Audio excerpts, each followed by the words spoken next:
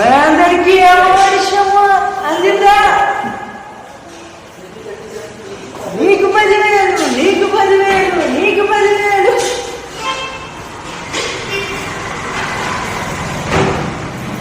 అక్క, ఈరోజు మన ప్రభుత్వం చూసుకుంటే ఒక